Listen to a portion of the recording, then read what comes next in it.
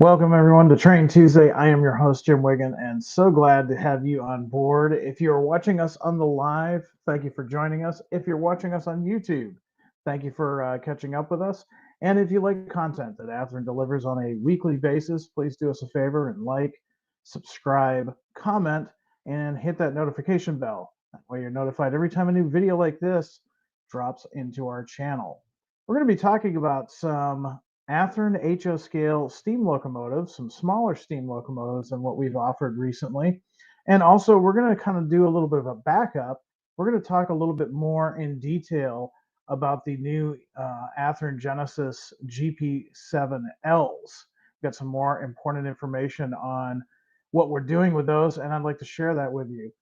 But before we get started, let's do what we always do and check out and see who is joining us tonight on the live feed. I see. Are you a slacker from Oklahoma? Just down the road a little bit on the Illinois terminal is Steve. I see David. Mr. David Reynolds is here. George, Todd, Greg, Ronald, and let's see who else. Dave, BNSFN scale. Ohio Central lover. Jason is here, and Todd and Jason Aruda from Vermont, and Glenn Power Williams, just to name a few. There's quite a few joining us here, more joining all the time. So glad to have you on board, and really still recovering from the Amherst train show. I saw some comments before the show started wanting to know how I liked it. I didn't like it. I loved it. It's my second Christmas. Absolutely love going to Amherst. And yeah, I spent some money, bought some stuff. I mean, that's the goal, right? Go to Amherst and spend some stuff.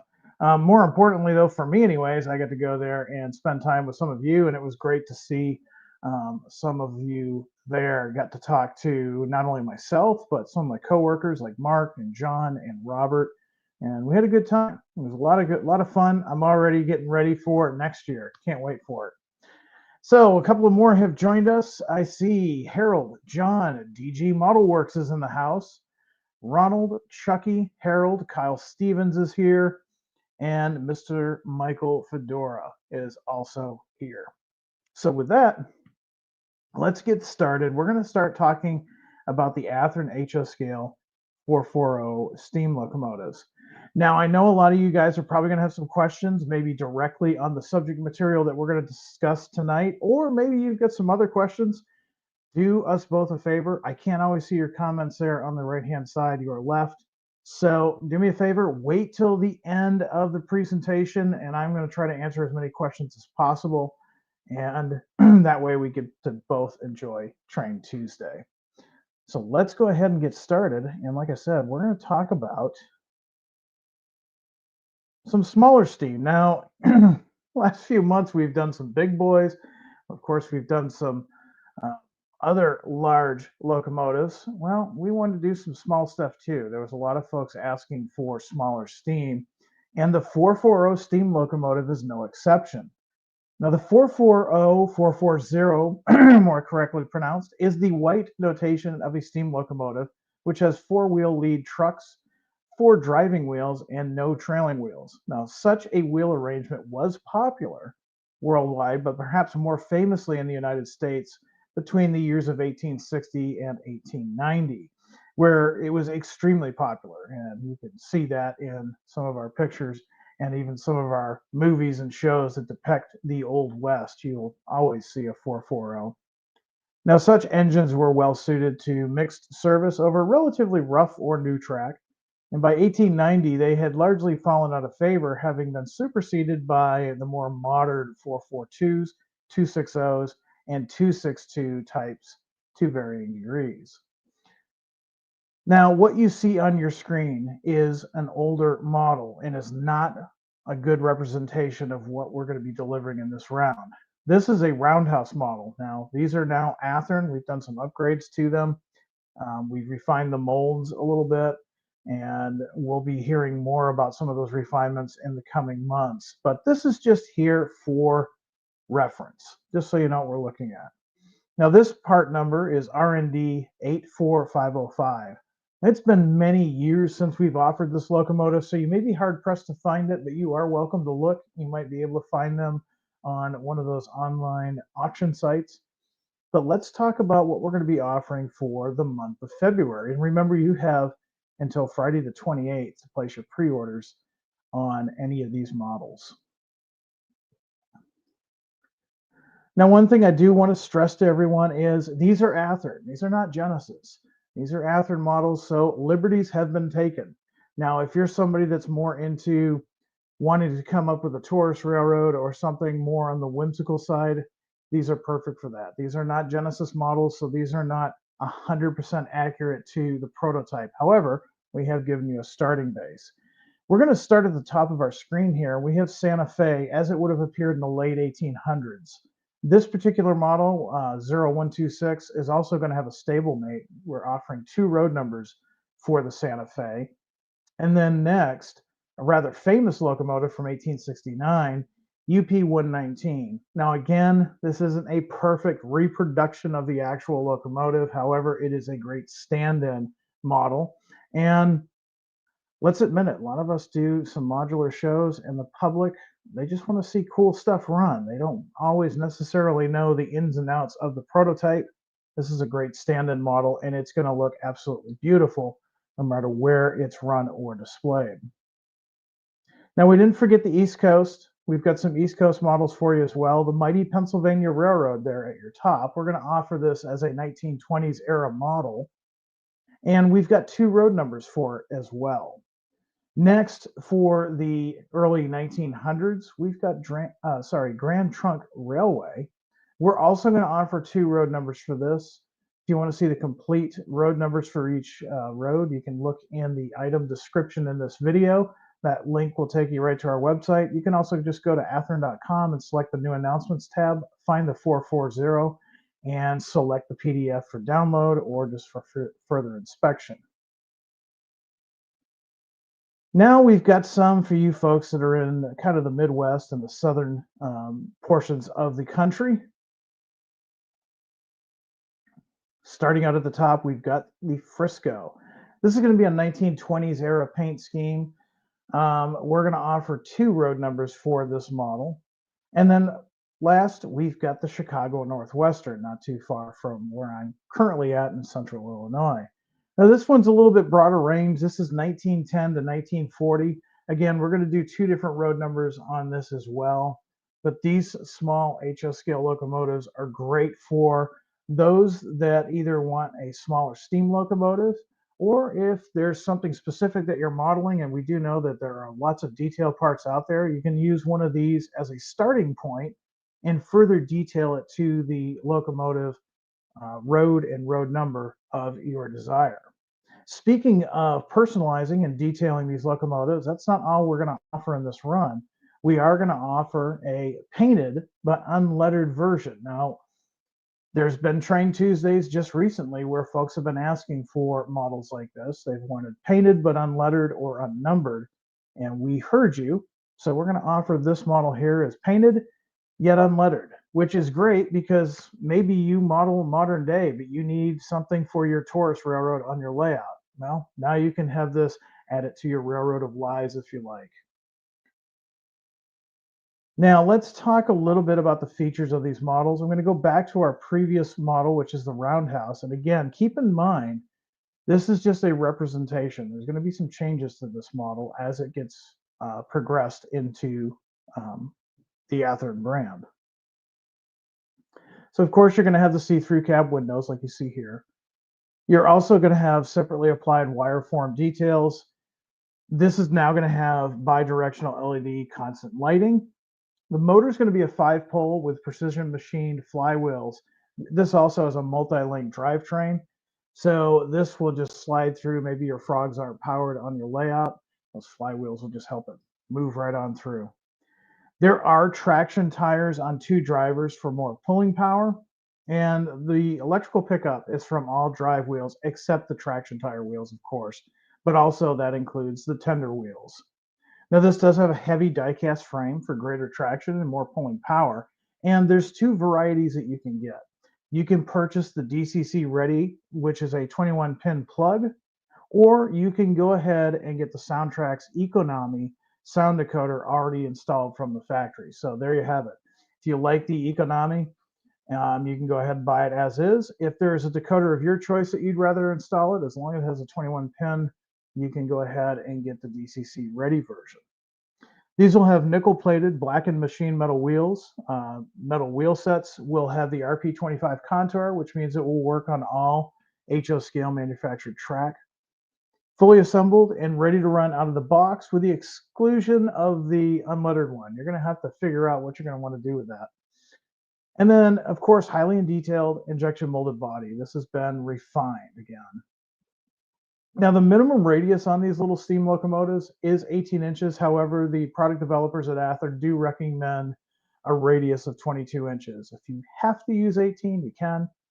They just look a little bit better on 22. Now, again, you have just a couple of weeks now. We're flying through February 28th of 2025 to place your pre-orders on these. And again, remember that most of these are kind of stand-ins. They're not based on actual historic locomotives like a Genesis would be, but they're great stand-ins. And they're also a great starting point for you for maybe your next project. So there you have it. Let's go ahead and see if there's any questions in the audience regarding the little 440s. And if there isn't, we'll go on to our next thing. Randall says he's going to get one, most likely be DC only. Yep, there you go.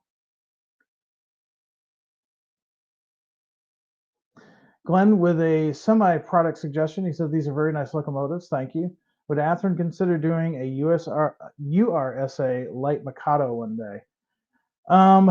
So I've said in previous Train Tuesdays that our Athearn product development has talked about small and medium steam.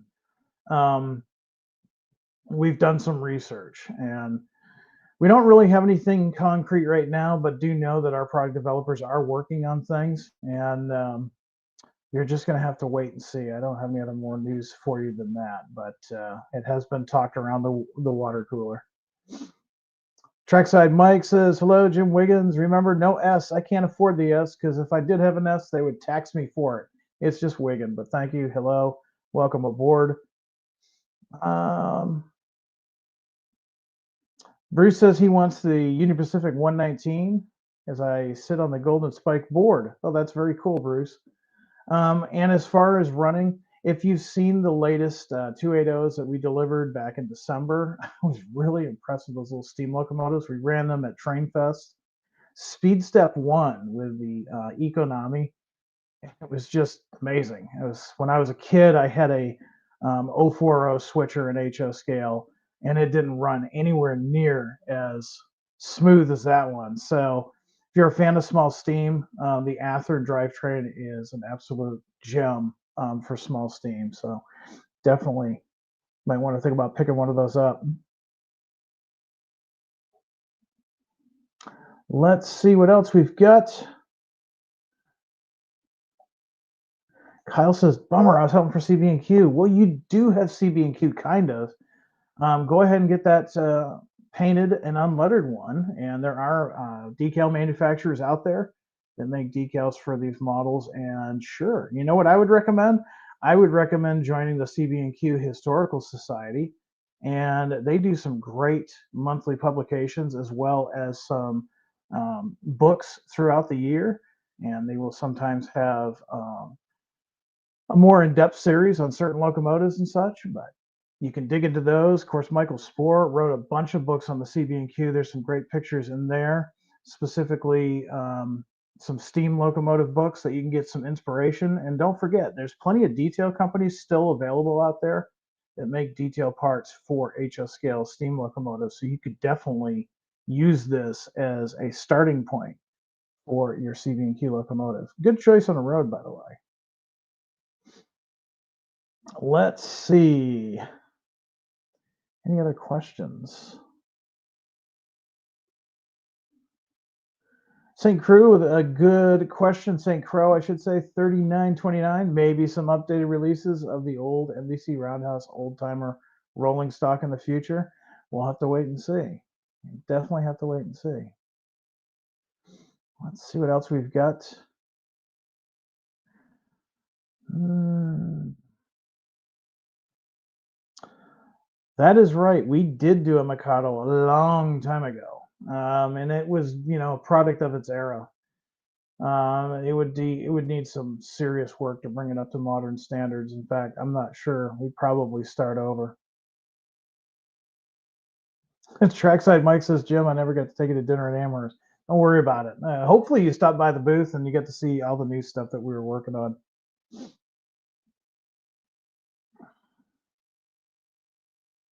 Let's see what else we've got.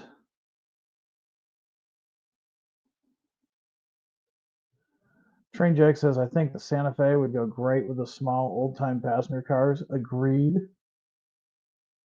That is probably a good use for that little engine.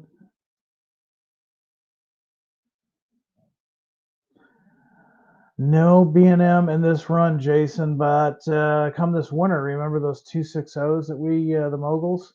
We showed them at the Amherst show. We had a couple of samples.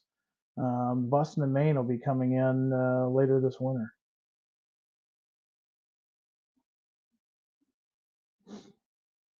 We get this question at every show. Actually, no, I did not get this show at Amherst. I was amazed, but we got one tonight. Nick wants to know, would you guys ever consider doing blue box style kits again? I know it's maybe outdated, but in my eyes, putting stuff together is part of the fun of model railroading. Absolutely, it is. Um, so no, we're not going to do the traditional blue box that we've done in the past. However, I do have some good news for you. We do offer undecorated models that are basically kits. We offered the 60-foot containers that are undecorated, and as such, they are technically a kit. And then we've got some locomotives too. We've got some SD40-2s that are currently in stock, as well as SW1500s, both the Southern Pacific style and the non-Southern Pacific style. Those come with all of the parts. So if you're somebody that likes to do kit builds or likes to do your own custom painting, because yes, it is rewarding. I have done that myself, and it's a lot of fun. We do offer things like that. You can go to our website at athearn.com, or you can contact your Athearn dealer. And the SD40 2 undecorated model that we have, like I said, it's got all the detail parts with it. You can still add more to it to your liking, but it's essentially like a blue box kit. Let's see what else we've got, and then we're going to move on to some stuff to kind of review. All right. Well, let's go ahead and talk about GP7Ls for a moment. Now, last week on Train Tuesday, we covered the EMD GP7, the GP7L, and then the Conrail Morrison Knutson rebuilds, the GP8s. Well, in talking with product development today, they gave you some more information because we were a little rushed to get the GP7Ls out there. We wanted to get those out there so you guys knew what we were working on. And there was some information that we didn't have. Well, now we've got some more information for you. So let's talk about that. So, what we're going to do now is we're going to talk specifically about the GP7L. Now, as you know, EMD has a common nomenclature for their locomotives. So a GP equals a 4-axle locomotive, and SD equals a 6-axle. A 2-digit number ending in 9 means a 12-cylinder version of a normal 16-cylinder engine, and L for lightweight frame, amongst others. Now, EMD has produced lots of L locomotives for export, but very few are seen domestically. Now, another classic example is the SDL39 that was purchased by Milwaukee Road. Now, the GP7L predates that by many decades, but had the same purpose: a higher horsepower locomotive with lighter weight to tiptoe over the older rail or routes with minimal maintenance. As track was often hastily laid for military operations, the GP7L made perfect sense to the Army's operation. And by the way, the United States Army, was the largest purchaser of the EMD GP7L. Now, these units were further equipped with the lightweight AAR Type A switcher truck, which weighed several hundred pounds less than the normal Blomberg trucks, and these were equipped with smaller fuel tanks. Now, the Army units were built with a small 800-gallon fuel tank, and the tank was positioned between the frame rails of the locomotive. The Nashville, Chattanooga, and St. Louis, on the other hand, opted for 1,200-gallon fuel tanks. So the GP7L, in actuality, when they were new, there was only two railroads that ordered them: the United States Army and the Nashville, Chattanooga, and St. Louis. Now, the Nashville, Chattanooga, and St. Louis, they were already controlled by the L&N since the turn of the century, but they operated as a separate railroad, and they stayed that way until 1957. Now, you see that we're going to be offering the Nashville, Chattanooga, and St. Louis. We're going to be offering three different road numbers.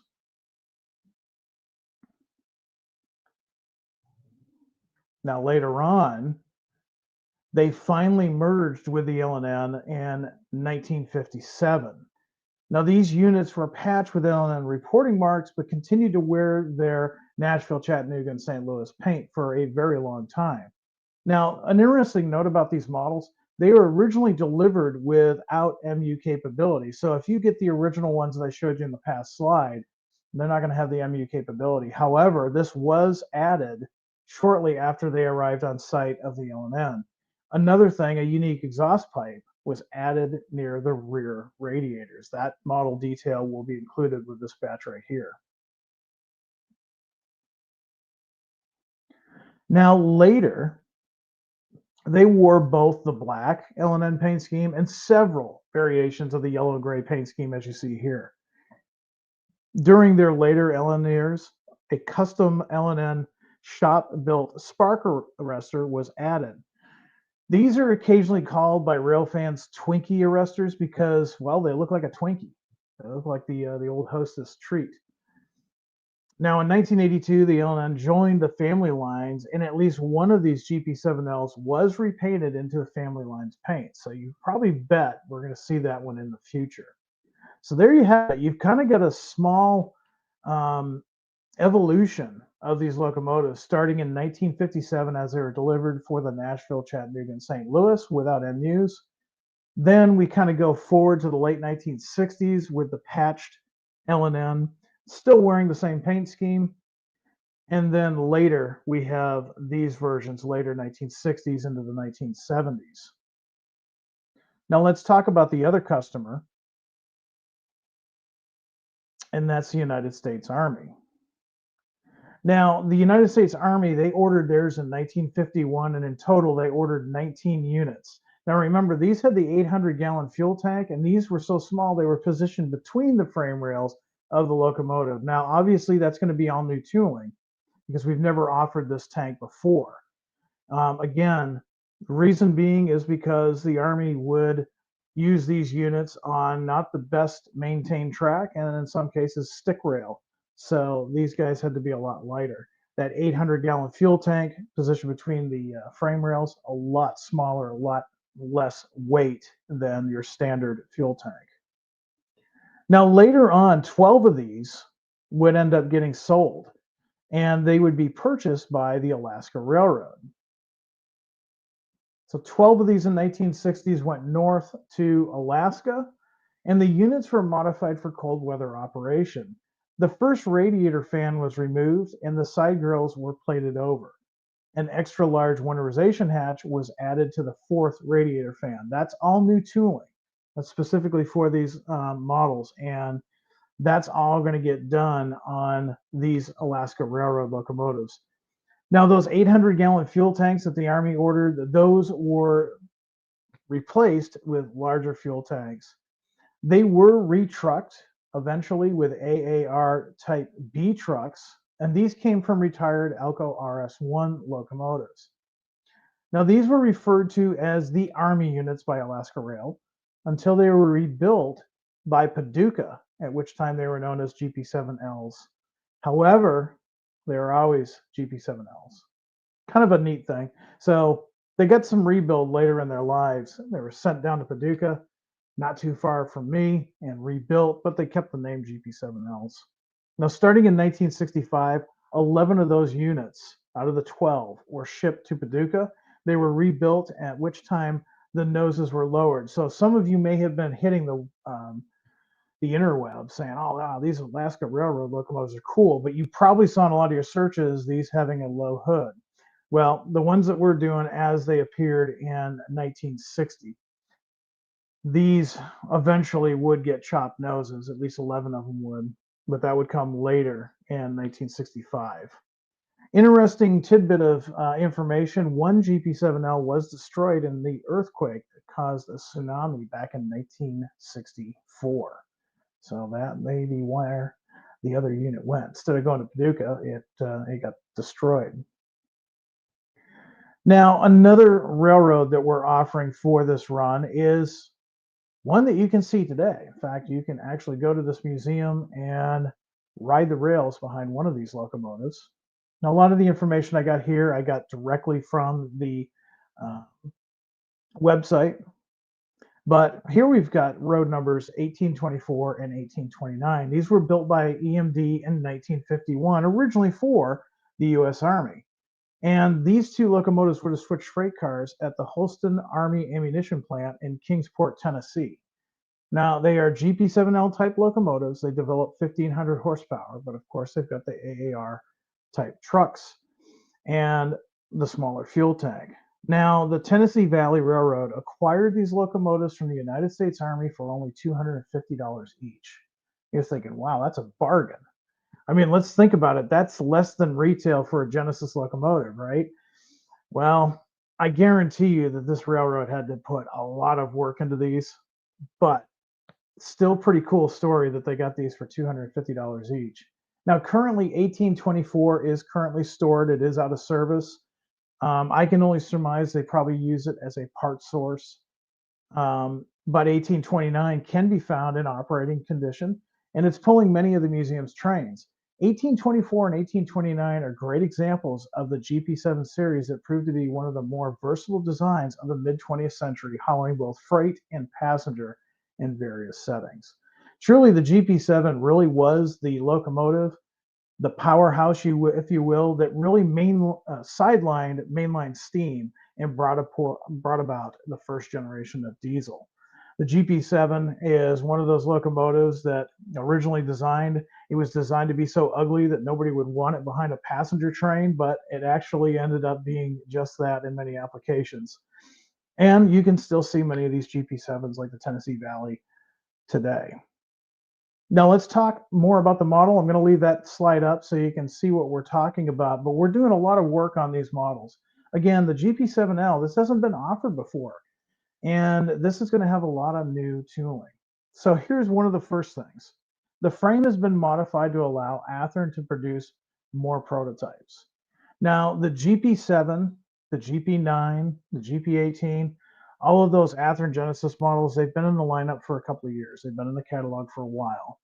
However, we're doing some serious work on a lot of our older Genesis tooling, and this is one of them. So we've modified the frame, and this is going to allow us to do more prototypes in the future. So if there's a form of GP7 that you haven't seen yet and you really want to see it, that modification of the frame means you're probably going to see it before too long. Now the motor has been moved. So in the previous releases, it would be in a different location. The motor now has been moved, so it's no longer hangs below the locomotive frame. So it's completely different from previous versions. Also, additional areas inside the shell have added weight. Added weight with our locomotives is a good thing because it equates to pulling power. Fuel tanks will now have a separate weight installed to maximize the model's weight. Now, the 800-gallon fuel tank could not be modeled before because of the motor arrangement. Remember, the motor was lower in the frame, so the 800-gallon fuel tank, like the U.S. Army had, couldn't effectively be done. But by us moving the motor upwards, we can now do a really good job of modeling the in-between frame fuel tank that the U.S. Army had. Now, the new trucks have been designed for the GP chassis. Athearn is offering correct AAR Type A switcher trucks as well as the AAR Type B road trucks in Genesis level detail. Again, brand new tooling. We have not done it. Something else is the gear towers are completely redesigned for these trucks, and they're going to feature helical cut gears for smooth and quiet slow speed operation. Very important for guys like me that have a switching layout. Those helical gears, smooth, it's going to be a great switching locomotive. The gear case shape has also been optimized to improve the visible appearance under and around the truck for a more realistic appearance.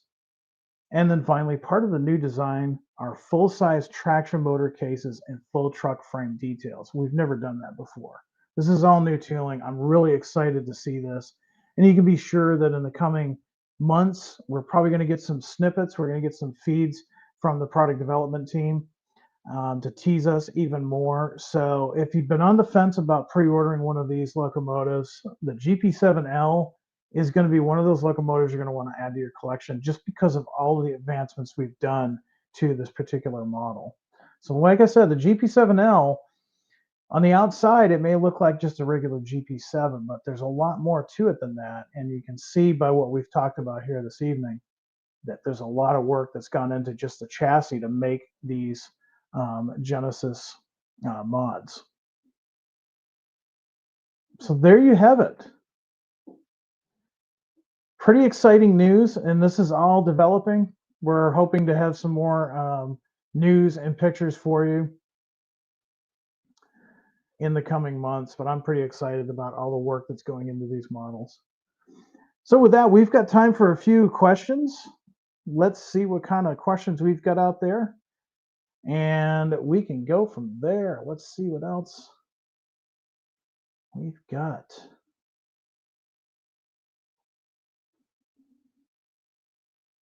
Charles Wood says, wow, only $250 a piece. That's really, yeah, it is. But I wonder what they look like when they got them. I mean, let's be honest. I wonder how much work had to be done to them. Of course, it could have been, there's some cases too where the locomotives probably were in running condition, but they couldn't go over class one rail for whatever reason. And it cost more to transport them. So who knows? But yeah, it's really cool to see that. Mike says, neat history lesson. Thank you. I cannot take credit for it. That is from our Athearn product developers. They dug deep. I gave a little bit more info on the Tennessee Valley Railroad, but it's a team effort with Athearn. Basically, like I said before, we're all modelers, and we want to make sure that we're sending you the best that we can so that you enjoy it as well. Going back a little bit, seeing if there's any questions.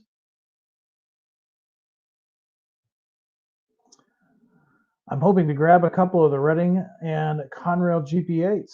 Yeah, the Conrail ones. Yeah. Yeah, I'm probably going to have to pick up some of those. I knew this question would come up tonight. I will address it. Please talk about tariff impact on the price of our models. So right now, we're just taking a wait and see attitude.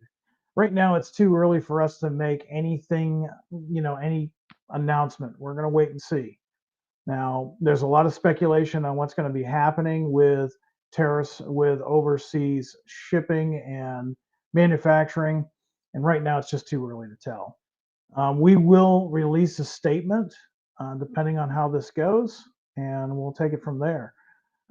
So until then, wait for an official statement from Athearn. We'll probably make that statement on our social media as well as our Athearn email newsletter.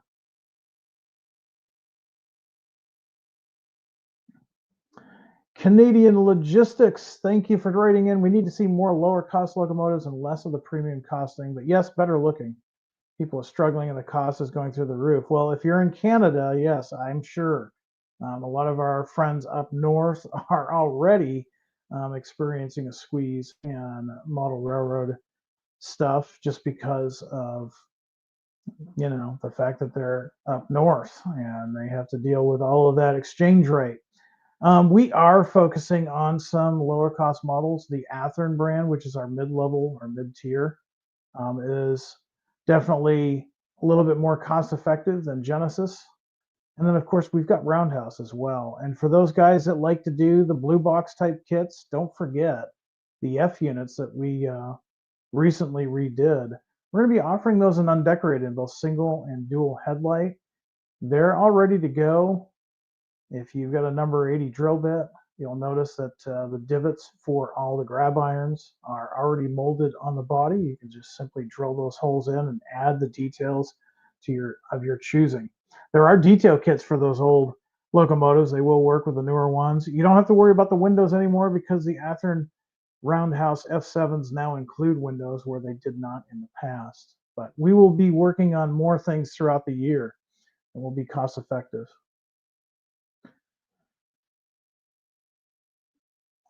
Well, we've done a lot of work on that chassis. I think you may see some things within the year.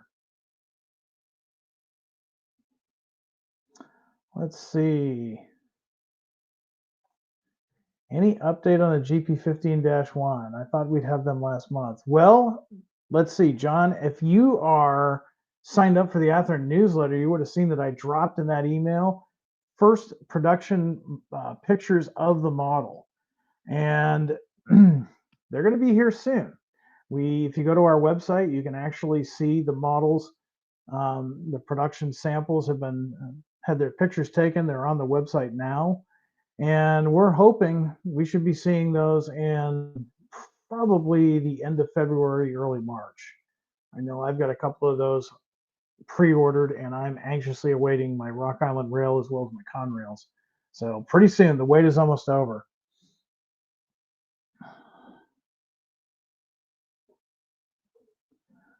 Let's see. Bruce says, I want to say thank you for using Soundtracks, American made. Well, you are welcome.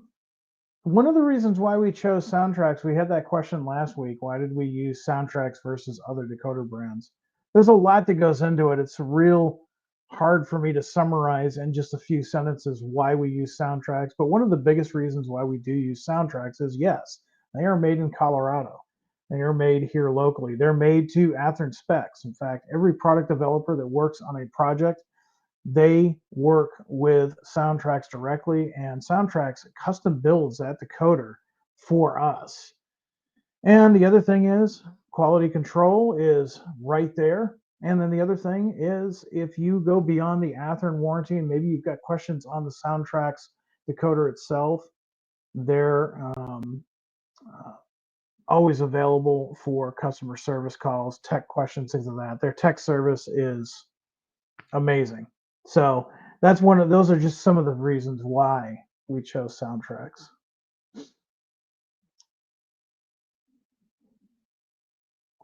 Let's see what else we've got. Questions about locomotives, road names, things of that nature. Don't forget, you can always send us an email at Athearn product suggestions at athearn.com. That's Athearn product suggestions at athearn.com. Doesn't mean that when you put it in there, you're automatically going to get it. If that was the case, wow, I'd be in trouble. No, we are going to base that based on previous sales, demand, and things of that nature. So there is a business reason why we choose roads. I told you a couple of weeks ago, I had a gentleman very upset with me at a train show because he put in the email, the road, and everything that he wanted, and we didn't announce it. And I said, well, sir, I don't really have any control over what product development chooses. I'm just the spokesperson for the company. And that is based on business decisions. So while we do love to hear everybody's requests, just because you put it in there doesn't always mean it's going to get produced.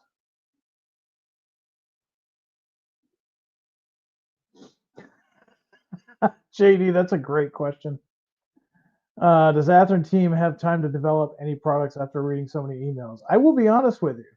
The email does go directly to our lead product developer, who is responsible for a lot of the updates and new tooling. And he has told me that Wednesdays are his busiest day because everybody was watching Train Tuesday and they were putting those product requests in.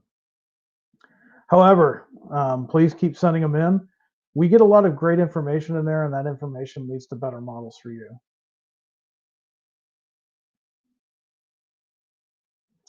Let's see what else we've got. I'm going to do, let's see, it's about 7:39. I'm going to see if we can do a couple more questions, and then I'm going to let you guys get back to some modeling.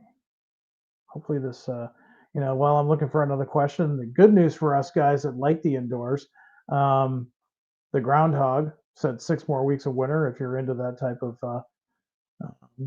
of thing, which really loosely translates to at least 6 more weekends of model railroading, at least for me.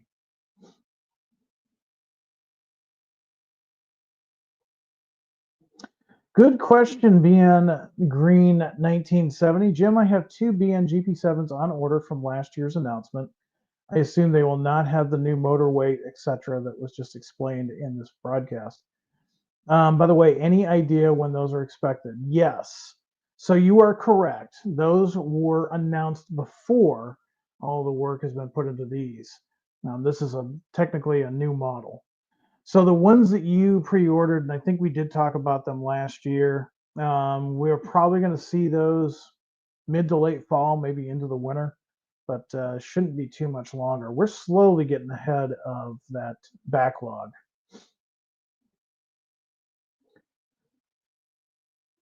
Let's see what else we've got. A lot of good questions tonight.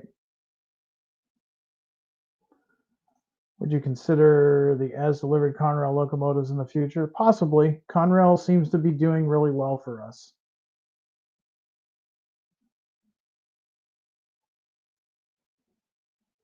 Bruce, I don't have any updates for you at this time on the arch roof passenger cars, but stay tuned.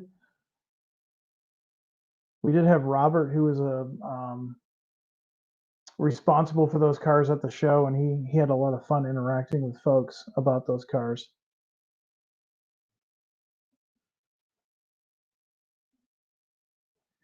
Randall wants to know, any chance of doing affordable starter sets again? I think so. It's just a matter of time.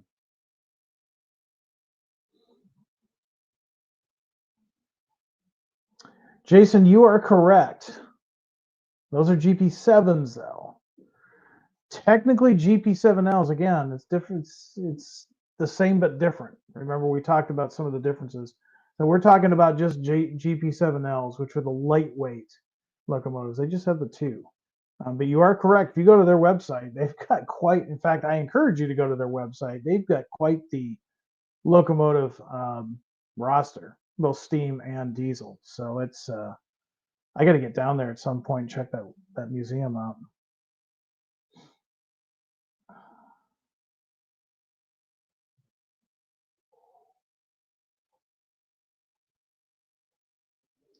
Let's see what else.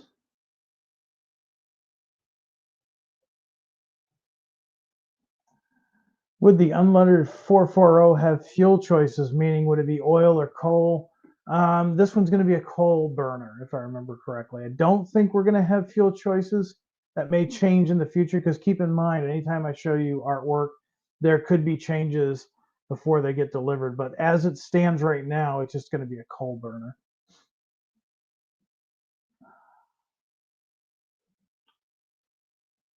No updates currently on the GP60s right now, Train Jack. All right. Yes, Jason says you can come during the NMRA 2026 show. Yeah, I'll be there too. Looking forward to it. Sid wants to know, you guys should announce a set dedicated to Dunkin' Donuts. Well, those would sell really well in my home state. That's for sure. Dunkin' is a way of life out east. But like anything, there's licensing.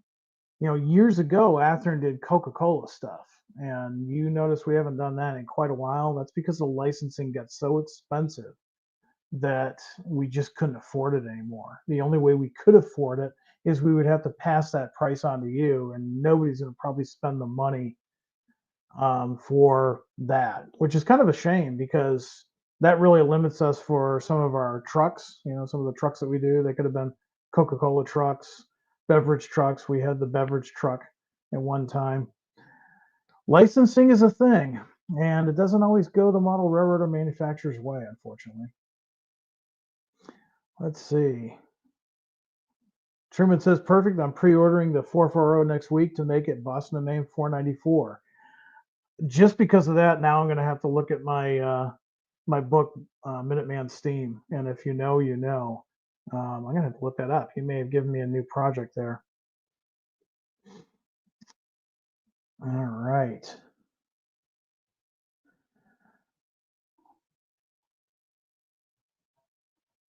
Just going to make sure I didn't miss anybody. I try to hit as many people as possible. It looks like we have got pretty much everything answered. Some guys waiting on some F units. That's always cool.